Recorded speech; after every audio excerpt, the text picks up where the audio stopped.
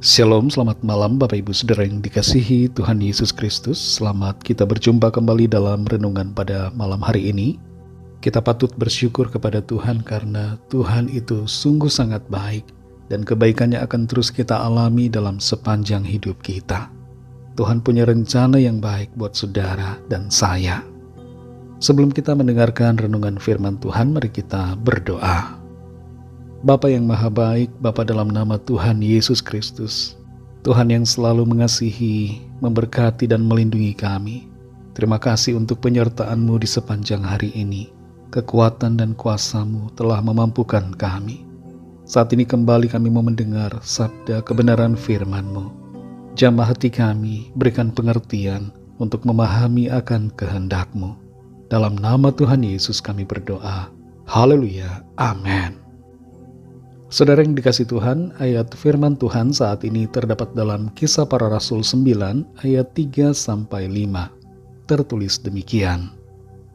Dalam perjalanannya ke Damsyik, ketika ia sudah dekat kota itu, tiba-tiba cahaya memancar dari langit mengelilingi dia. Ia rebah ke tanah dan kedengaranlah olehnya suatu suara yang berkata kepadanya, "Saulus, Saulus, mengapakah engkau menganiaya aku?" Jawab Saulus, "Siapakah engkau, Tuhan?" Katanya, "Akulah Yesus yang kau aniaya itu." Saudara yang dikasih Tuhan, Paus Yohanes Paulus II ditembak oleh dua orang pada tahun 1981 ketika ia sedang menyapa warga di Vatikan. Satu dari penembaknya ditangkap, sementara yang lain berhasil melarikan diri. Selama beberapa bulan, Paus dirawat dan mengalami pemulihan. Penembak yang tertangkap itu bernama Mehmet Ali Akça, seorang warga negara Turki. Setelah Paus mengalami kesembuhan total, ia mengunjungi penembaknya itu di dalam sebuah penjara di Turki dan memberikan pengampunan kepadanya. Di kemudian hari, Mehmet menyatakan bahwa ia sudah bertobat dan pada tahun 2007 ia menyatakan bahwa ia berpindah keyakinan kepada Kristus. Dalam Kisah Para Rasul 9 ayat 3-5 ini tertulis, dalam perjalanannya ke Damsyik ketika ia sudah dekat kota itu, tiba-tiba cahaya memancar dari langit mengelilingi dia. Ia rebah ke tanah dan kedengaranlah olehnya suatu suara yang berkata kepadanya, "Saulus, Saulus, mengapakah engkau menganiaya aku?" Jawab Saulus, "Siapakah engkau, Tuhan?" Katanya, "Akulah Yesus yang kau aniaya itu." Saulus begitu gencar dalam menangkap dan memenjarakan orang-orang yang percaya. Bahkan ia menyetujui pembunuhan terhadap para pengikut Kristus. Salah satu yang dibunuh adalah seorang diaken bernama Stefanus. Kita perhatikan di sini bahwa dalam perjalanan dari Saulus menuju Damsyik, ia mengalami perjumpaan secara pribadi dengan Tuhan Yesus.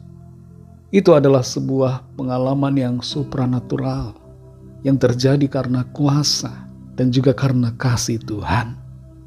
Cahaya yang sangat terang memancar mengelilinginya dan membuatnya terjatuh, rebah ke tanah.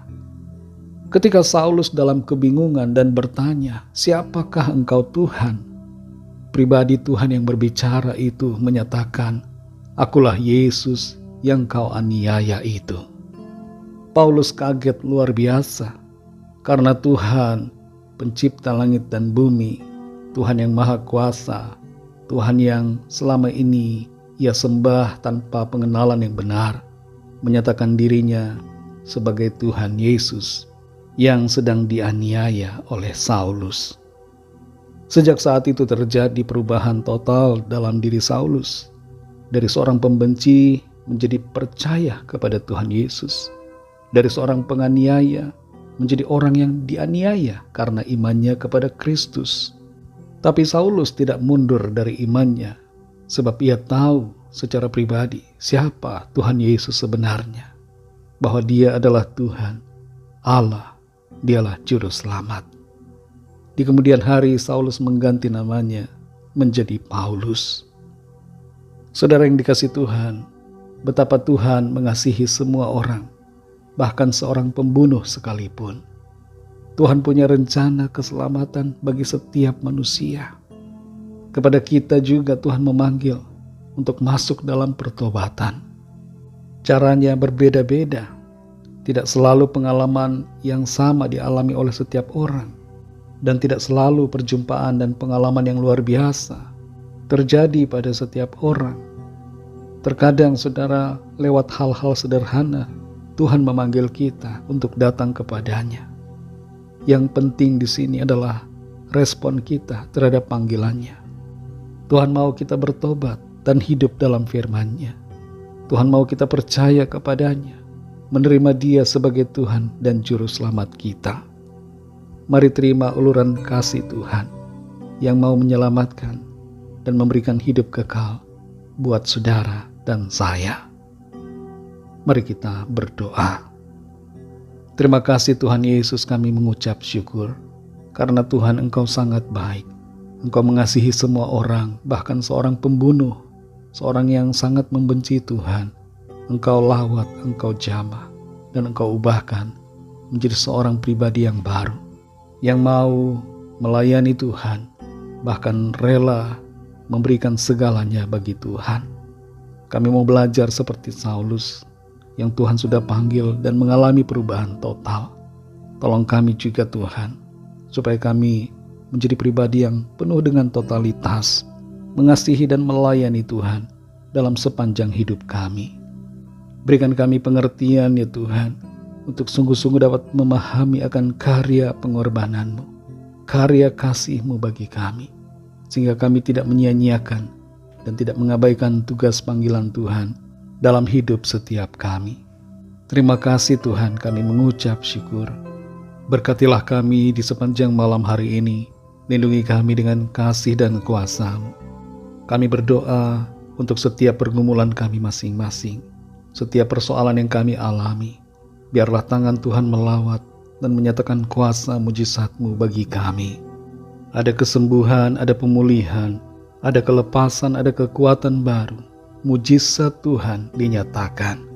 Terima kasih Tuhan. Kami percaya rencana Tuhan bagi kami baik dan indah.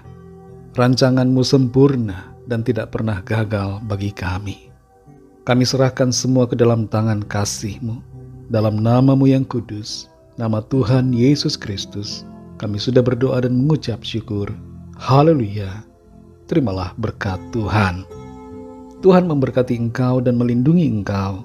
Tuhan menyinari engkau dengan wajah-Nya dan memberikan kasih karunia.